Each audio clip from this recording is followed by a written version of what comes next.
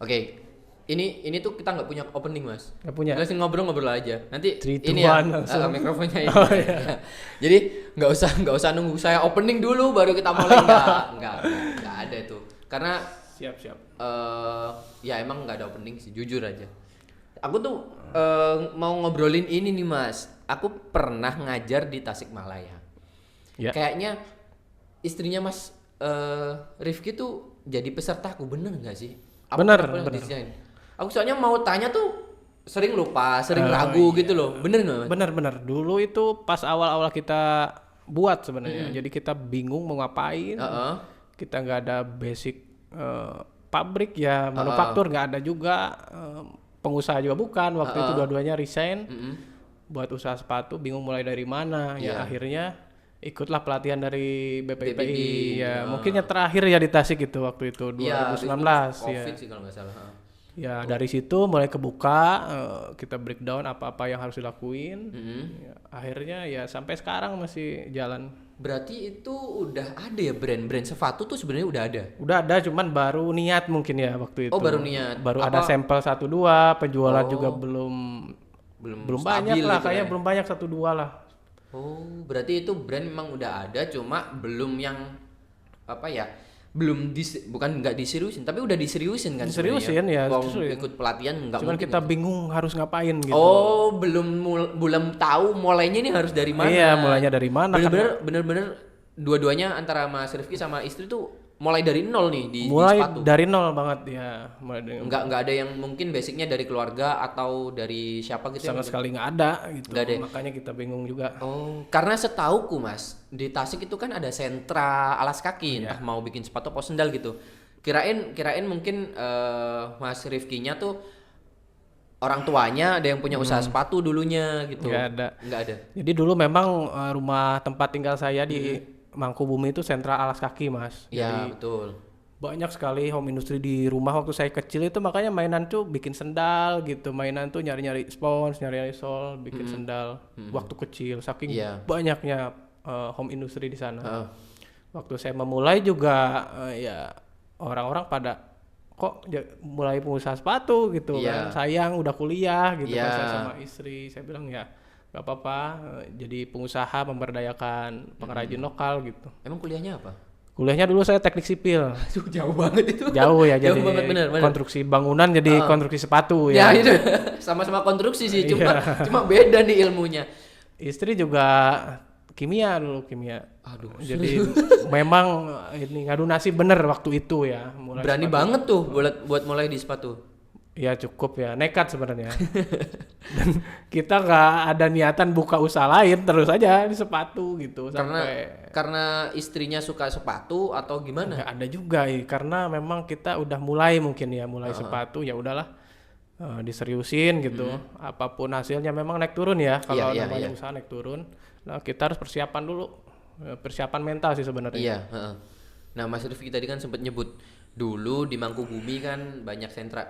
Emang sekarang beda? Sekarang kondisinya jauh berbeda. Sekarang itu mungkin kehitung jari ya pengusaha yang masih bertahan di alas kaki itu kehitung jari. Yang produksi nih? Yang produksi ya, atau yang produksi. Di sentranya nih Mas ya? Di sentranya itu.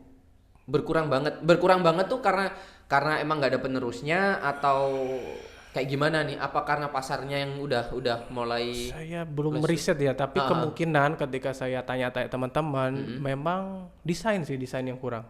Tasik itu memang banyak orang terampil dalam menjahit, assembling ya, bikin sendal sepatu, tapi mungkin kurang kreatif dalam desain.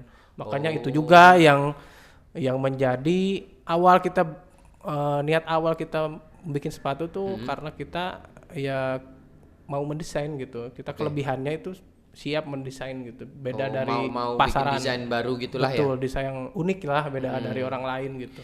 Berarti bisa dibilang sebenarnya seandainya Mas Rifki waktu itu desainnya bagus, resort untuk memproduksi sepatunya ini udah tersedia nih sebenarnya di sentra itu. Di sentra tuh belum kayak. Jadi adanya tuh kalau di Tasik ya khususnya Mangkubumi tuh sandal. Jadi kalau kita kasih sepatu tuh mereka langsung kayak mental block itu. Oh ini nggak bisa, susah gitu kan, mereka nggak mau. Dan itu proses lah sampai sekarang akhirnya kita punya workshop, punya punya pegawai juga, punya tukang, itu lumayan tahapannya panjang. Tapi pegawai sama tukang orang Tasik juga? Orang Tasik ya, orang Mangkubumi malah. Jadi walaupun rumah tinggal saya pindah kecamatan, ya agak-agak jauh nih agak dari jauh Mangkubumi. ya, tetap pengrajinnya tetap dari Mangkubumi yang bisa membuat sepatu sandal itu. Oh, Tetep, ya. berarti perlu ngajarin lagi nggak sih Mas? Perlu ngajarin. Pertama nggak diajarin sih karena mereka udah Punya basicnya basic ya, udah punya mungkin bekalnya. pengalaman tukang kami tuh 20 tahun ke atas. Wah, berarti udah sepuh nih. Sepuh ya, senior semua. Iya. Yang dari kecil tuh Udah memang mainan sepatu. mainan sandal sepatu, betul. Mm-mm. Tinggal ini aja, karena yang dikhawatirkan mereka terkait upah mungkin. Gimana kalau kita buatnya sehari segini, pikiran mereka kayak sistem kodian dulu. Iya. Bayarannya segini, terus kita pelan-pelan ini diatur sama sepatu supaya mereka dapat upah yang layak gitu kan. Akhirnya ya alhamdulillah sampai sekarang udah terbentuk gitu. Oke. Nah, itu kalau tadi yang Mas Rifki sampaikan kan masalah upah nih, mereka khawatir dengan upah. Iya. Mas Rifki khawatir nggak tentang regenerasi mereka? Mengingat tadi kan udah sepuh-sepuh nih, udah 20 tahunan nih sepatu. Itu keresahan saya banget ya. Keresahan nih sekarang. Betul. Saya bingung, ada bahkan anaknya mereka itu nggak mau di alas kaki anaknya gitu, apalagi orang lain. Akhirnya tahun inilah kemarin tuh saya nyari-nyari kesana kemari ke SMK 3 salah satunya yang ada konsentrasi SMK kriya kulit gitu. Saya lihat anak-anak, ternyata masih ada anak-anak yang minat. Iya, betul, masih ada gitu. Sebenarnya nggak cuma Mas Rifki sih. Kami di BPP yang menjadi topik hangat perbincangan kita 5 tahun kebelakang sebenarnya itu. Jadi kebanyakannya itu para senior sesepuh yang diproduksi sepatu, mereka tuh nggak pengen anaknya nerusin bahkan. Mindset mereka, janganlah jadi seperti bapak. Kalau bisa lebih baik. Sedangkan di sisi lain, kalau mau kita memulai usaha, sebenarnya permodalan kan banyak tuh Mas sekarang. Cuma percuma kita punya modal banyak, tapi kalau nggak ada yang produksi. Makanya kita juga BPP sendiri juga masih bingung nih gimana caranya kita menumbuhkan pengrajin baru gitu. Nah, Mas Rifki tadi kan cerita kalau sekarang ngelirik teman-teman dari SMK berapa? SMK 3 ya? SMK 3 Tasik gitu ya? Tasik ya. Nah, itu ngelihatnya bakal dilatih dulu atau Mas Rifki ada trik-trik buat biar mereka tuh tertarik di alas kaki nggak sih? Mungkin itu bisa nanti jadi masukan buat kita juga gitu. Boleh. Kalau membuat mereka tertarik jelas ya. Kemarin juga kami berusaha ngasih materi istilahnya ke SMK 3. Prospek usaha sepatu tuh sebenarnya lumayan gitu kan. Terus kita juga adain workshop kadang-kadang pribadi nih. Wah, sebenarnya itu bisa dikerjasamain sama BPP loh. Boleh mungkin nanti kabarin lah. Kita buat ya awareness lah supaya masyarakat nih tahu ternyata ada lokal brand gitu yang membuat sepatu yang benar-benar didesain secara khusus gitu, desain unik lah gitu. Itu minat mereka gimana waktu ada Mas dari sepatu ngadain? Rame ya. Masih lumayan. banyak ya? Banyak antusiasnya tuh tinggi? Antusiasmenya tinggi. Mereka kemarin tuh menghias sepatu ya. Menghias sepatu dan kita menyesuaikan juga kan ada gengsi ya sekarang gengsi. Nyari tempat juga gak mungkin kita di sekolahan gitu, kita adain di kafe gitu supaya bikin mereka di weekend tuh ada kegiatan positif lagi, terus mini sepatunya yang menarik lah. Betul, sepatunya bisa buat mereka sendiri. Wow, pasti tertarik. Tentunya lebih percaya diri bagi mereka gitu karena buatan sendiri. Oke, iya sih, bagus sih. Sebenarnya niatnya udah bagus sih, memulai dari yang paling deket nih. Betul. Iya, semoga lancar sih. Amin. Dan mungkin saya mewakili BPP ya, mungkin bisa kasih tahu BPP kita udah ngadain gini yuk kolaborasi yuk support. Mengingat Mas Rifki sendiri dari brand sepatu kan tenan inkubator kita juga kan kita dampingi, dan tadi sebelum jadi tenan inkubator juga udah mulai ikut pelatihan dari BPP juga. Saya benar-benar kayak anak didik BPP dari awal ya. Dari memulai bisnis terus kita bingung masalah pola, saya juga ikut desain pola, balik lagi bingung masalah apa pabrik. Balik lagi ke BPP. Jadi sampai sekarang tuh perjalanan saya kalau tanpa andil dari BPP sangat susah kayaknya gitu. Kayaknya kalau nggak ada Mas Rifki kita juga ngapain, nggak ada kerjaan. Kita malah lebih seneng kalau dikasih kerjaan gitu. Nah, yang jadi menarik pertanyaanku tuh gini, kan aku kenal istrinya Mas Rifki. Betul. Terus kemudian beliaunya bikin sepatu. Itu kan cewek bikin sepatu cewek, tapi ternyata Mas Rifki tuh juga ikut terjun. Yang betul. bukan yang bantu-bantu doang gitu, enggak. Iya. Nah, ada hal yang cukup menarik buat aku tanya ini. Boleh. Seorang cowok tapi fokus banget buat gedein brand sepatu yang lini produksinya atau mungkin produknya tuh khusus untuk cewek. Itu gimana, Mas? Sebenarnya caranya ya saya cuma mengisi aja hal-hal yang nggak bisa istri saya kerjakan. Oke. Jadi istri saya itu lebih hobi tuh karena perempuan ya, dia Iya, tahu produk trennya. ini yang lagi lucu. Oke. Nah kemudian mungkin pada awalnya saya gambarin gitu karena saya kebetulan suka gambar Punya juga. basic gambar ya? Punya basic Orang gambar teknik. dan juga suka gambar dulu, suka Oke. ngelukis ya. Iya, benar. iya. Jadi saya gambarin, kemudian saya breakdown dan kasih arahan ke tukang-tukang karena itu beda. Oh, yang ngasih tugas itu Mas Rifki? Pada awalnya ya ke tukang nyari bahan saya gitu, terus cara jualnya gimana saya bantuin di marketplace juga ya saya mengisi aja sebenarnya pada awalnya. Oh gitu, karena kebanyakan brand-brand cewek yang kita undang atau ketemu BPP acara sama BP biasanya ownernya pemiliknya tuh cewek gitu. Nah kalau sekarang ketemu Mas Rifki gimana ya, biasanya kita kalau ngobrol sama yang punya brand nih dia tuh pakai sepatu dia, tapi masa Mas Rifki pakai sepatu cewek sih gitu. Saya ya yang punya brand tapi nggak pernah saya pakai sepatu. Iya. bukan nggak bangga tapi malah aneh nggak sih kalau seandainya Mas Rifki pakai sepatu cewek itu. Iya sih, oke. Nah, kalau melihat waktu pendampingan, waktu masih didampingi sama BPP di inkubator bisnis, ada di tahun kemarin deh kalau nggak salah aku lihat nilai penjualan dan produksi tuh bener-bener ningkat banget, gede banget. Kalau sekarang kayak gimana? Masih Sekarang itu sebenarnya trennya menurun sekarang. Menurun tuh dari sisi apanya nih? Dari sisi omset ya, dari omset menurun karena memang kita harus adaptasi kan kalau digital marketing gitu, ada hal-hal baru misalkan dari ads yang harus kita update, misalkan dari live juga harus upgrade gitu, semuanya harus upgrade seiring bertambahnya hari ya, cepat berpindah cepat. Nah mungkin kita masih lambat ya, tapi perlahan kita perbaiki sampai sekarang perlahan-perlahan gitu ya, tapi stabil. Yang paling kerasa tuh di apa, Mas? Di live, di penjualan apa gitu? Dulu sekarang sekarang itu memang di ads yang paling di ads. Iya, ads dan live sebenarnya. Kalau organik cenderung berkurang sekarang. Oh. Jadi memang berbayar sih semuanya, itu yang buat kami berat. Oh. Kalau live tuh menurun penontonnya atau gimana? Menurun penontonnya ya. Mungkin kita juga karena studio yang kita pakai itu udah mungkin 3 tahun 4 tahun ya, mungkin jarang kita upgrade. Tapi punya sendiri. Punya sendiri, studio sendiri. Semuanya sendiri ya. Studio, kantor, gudang, sama pabrik juga satu lokasi gitu. Wih, pengen deh main ke sana. Boleh satu lokasi, nggak kemana-mana, dari mulai pembuatan sampai penjualan, marketing semuanya satu wilayah, satu tempat lah. Satu tempat, betul. Oh.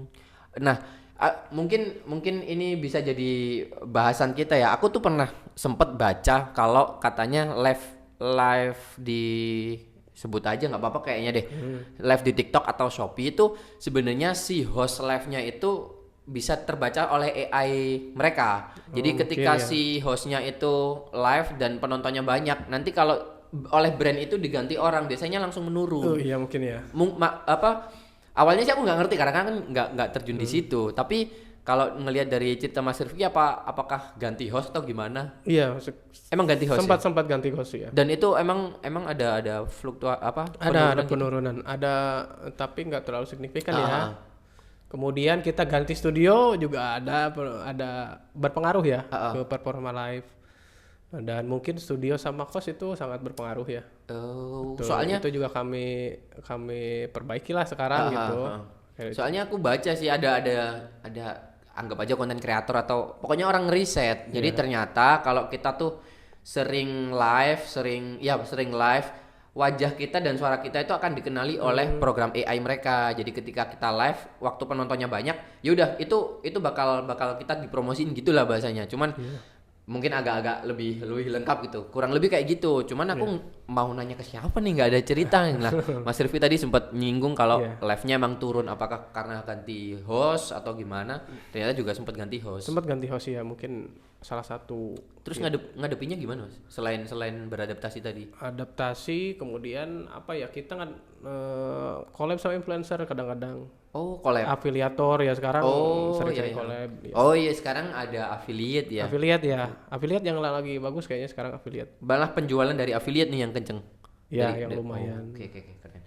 Nah, Mas Rifki kebetulan kan tahun 2026 ini jadi brand kolaborator di Indonesian Footwear Creative Competition, Indonesia Footwear Creative Competition atau IFCC 2026 dengan tema brand memilih. Ya. Jadi nanti peserta lomba ketika membuat desain sepatu yang cewek itu sepatunya desainnya kalau menjadi juara akan diproduksi oleh Sepatu. Iya, oleh Sepatu. Nah, mungkin bisa nih di spill nih. Kebetulan kita kan ada OTC. Di OTC kan Mas Rifki juga udah menyampaikan kalau brand sepatu tuh kayak gini nih. Betul. Biasanya kalau bikin sepatu tuh modelnya kayak gini disampaikan lah banyak tuh. Nah, yang nggak datang di OTC juga pasti butuh dong. Kita nggak bisa nih membedakan antara yang datang karena nggak semua bisa langsung ke Jawa Timur kan lokasi kantor kan.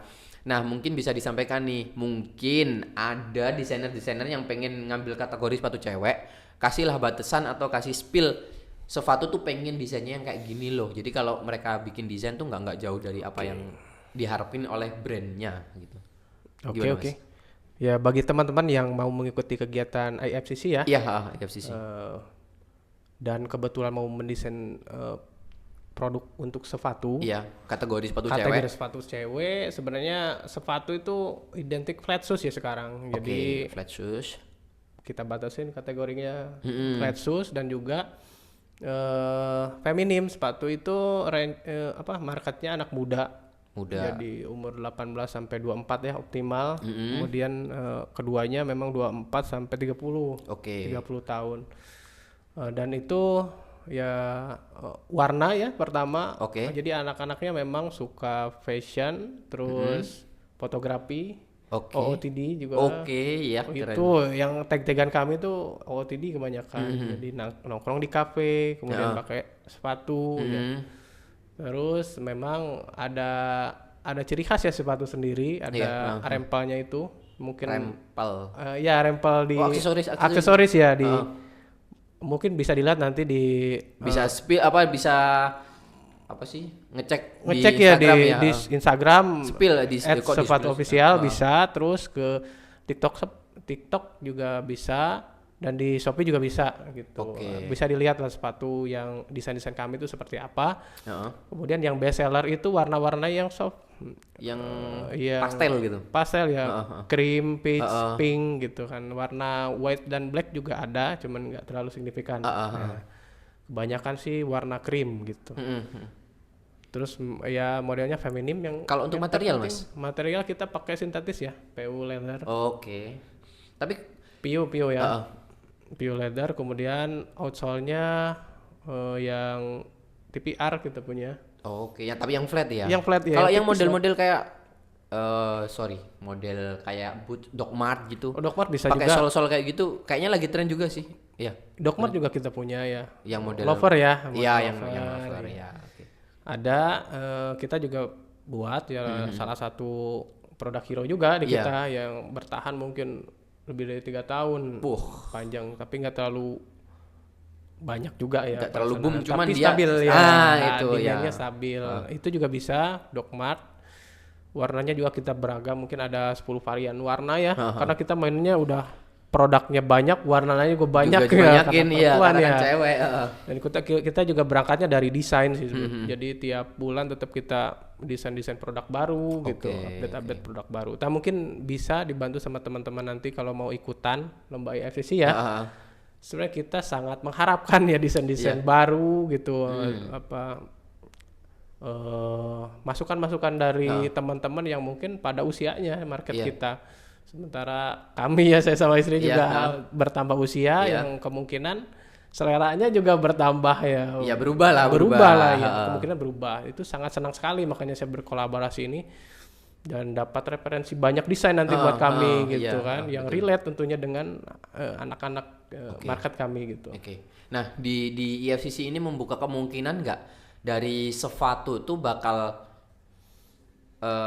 memilih desain yang ini bisa diproduksi, atau kayaknya ini bisa jadi warna baru deh di Sefato gitu. Itu sangat mungkin. Memungkinkan ya. Sangat mungkin ya. Sepanjang itu possible untuk diwujudin, Betul. possible untuk diproduksi ya. Betul. Sepanjang itu possible. Yang paling urgent sih outsole ya, karena kita susah.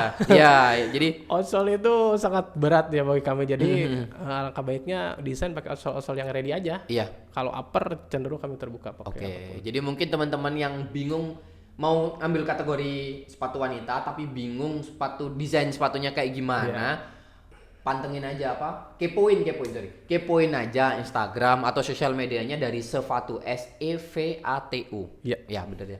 Dari Instagramnya Sefato, khususnya yang paling penting tuh solnya. Jadi solnya tuh jangan terlalu macem-macem lah ya. Mending dari sol yang udah ada sering dipakai Sefato itu kalian kembangin di uppernya yang lebih menarik, atau mungkin bisa jadi warna baru tapi masih possible buat diwujudin. Betul, gitu sih Mas betul. Ya. Oke, dari OTC tadi Mas, ada nggak yang ternyata menarik banget nih? Banyak sebenarnya. Banyak yang menarik ya. Tentunya. Tapi emang terbatas nih untuk memilih. Ya betul, karena OTC kan terbatas dari alat warna mereka juga terbatas. Tadi sempat saya singgung, ini bagus desainnya tapi warnanya kok warna gelap gitu kan. karena memang nggak ada alat warna yang pas gitu. Ya mungkin nanti kalau digital lebih leluasa ya, Mas ya. Lebih leluasa bagi kami ya. Oke. Jadi ditunggu ya karya-karya desain sepatu kalian, khususnya kategori sepatu wanita. Salah satu juri juga nggak ya Mas Rifki? Iya, bakal jadi juri juga. Bakal jadi juri. Jadi brand ownernya juga bakal jadi juri nih di EFCC 2026 ini. Jadi desain kalian akan dinilai langsung oleh brand ownernya, kemudian pemenangnya diambil satu Mas ya nanti. Diambil satu, betul. Diambil satu dan itu akan diproduksi oleh Sefato. Akan diproduksi ya. Dan betul. Semoga desain kalian bisa jadi best seller lah, kolaborasi sama Sefato. Amin. Nanti kolaborasi berarti ya sistemnya sama Sefato. Nah itu nanti nggak tahu itu double gimana belakang, saya, karena saya bukan panitia, saya nggak berani ngomong. Ya mudah-mudahan banyak respon dari teman-teman yang bagus ya. Sepatu juga berangkat dari desain sebenarnya, niat dan desain sebenarnya. Udah nggak punya apa-apa lagi gitu pada awalnya, sampai sekarang bisa bertahan gitu. Oke. Ya semoga terus dapat, bukan bertahan, semoga terus dapat bertumbuh. Amin. Semoga semakin berkembang nih Mas. Iya. Dan harapannya Sefato ini nantinya bisa menumbuhkan lagi sentra industri alas kaki. Amin. Khususnya di Tasikmalaya, Tasikmalaya dan di wilayah Mangkubumi tadi. Betul. UPT-nya masih jalan nggak sih Mas? UPT alas kaki. UPT-nya belum tahu saya karena belum pernah ke sana. Saya berkali-kali ke sana sih kalau ngajar, cuma ya itu beda lah. Ya mungkin ada kegiatan kalau ada acara aja. Oke. Gitu. Oke. Ya mungkin itu saja sih Mas yang Siap. bisa aku obrolin karena keterbatasan waktu, dan Mas Rifki juga mungkin capek Mas ya, kebanyakan kegiatan. Jauh-jauh ke Sidoarjo, masa langsung ditodong aja diajakin ngobrol. Ya mungkin itu aja. Makasih Mas udah Mas mau ngobrol. Sama-sama. Sampai berjumpa di kesempatan selanjutnya. Semoga saya juga bisa ke sana sih main. Ya harus main. Siap. Saya ke Tasik berkali-kali juga nggak sempet main ke sana. Malah naik ke gunung. Oke, makasih. Dadah. Dadah. Iya pengen